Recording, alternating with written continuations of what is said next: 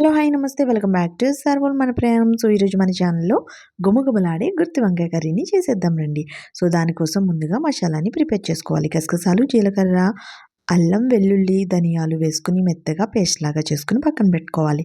ఇప్పుడు అదే మిక్సీ జార్‌లో చిన్న చిన్నగా కట్ చేసి పెట్టుకున్న ఆనియన్స్‌ని పేస్ట్‌లా చేసుకొని, ముందుగా ప్రిపేర్ చేసుకున్న మసాలాలోకి ఈ పేస్ట్‌ని ట్రాన్స్‌ఫర్ చేసుకొని బాగా మిక్స్ చేసుకోవాలి. ఇలా మిక్స్ చేసుకున్న మసాలాని కొంచెం మూత తీసి సపరేట్‌గా పక్కన పెట్టుకోవాలి.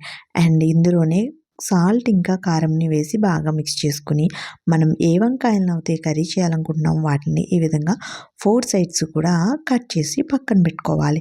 ఇప్పుడు కట్ చేసిన ఆ వంకాయల్ని మసాలాలో ఈ విధంగా మిక్స్ చేసుకోవాలి. సో, ఇలా మసాలాని వంకాయల్లో పెట్టుకున్న తర్వాత వాటిని పక్కన పెట్టి స్టవ్ ఆన్ చేసి కడాయిలో కొంచెం ఆయిల్‌ని వేసుకొని, ఆయిల్ హీట్ ఎక్కగానే చిటికెడంటే చిటికెడు పసుపు వేసి, ఇప్పుడు మనం ఆల్రెడీ సెపరేట్ చేసి పెట్టుకున్న మసాలాని అందులోకి ట్రాన్స్‌ఫర్ చేసి బాగా మగ్గనివ్వాలి.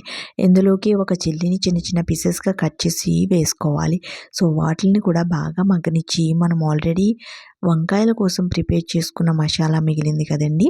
సో, దాన్ని కూడా ఈ కర్రీలోకి ట్రాన్స్‌ఫర్ చేసేసుకోవాలి. సో, ఇప్పుడు ఈ మసాలా బాగా మగ్గిన తర్వాత మనం ప్రిపేర్ చేసుకున్న గుత్తి వంకాయల్ని ఇందులోకి ట్రాన్స్‌ఫర్ చేసుకొని బాగా మిక్స్ చేసుకోవాలి. సో, ఇలా మిక్స్ చేసుకున్న తర్వాత ఒక 5 మినిట్స్ పాటు మూత పెట్టి లో ఫ్లేమ్‌లో ఉడకనివ్వాలి. సో, ఇప్పుడు కొంచెం వాటర్‌ని యాడ్ చేసుకొని, సరిపడా ఉప్పు, కారంని యాడ్ చేసుకొని, బాగా మిక్స్ చేసుకొని, సో, మరి కొంచెం సేపు మూత పెట్టి ఉడకనివ్వాలి.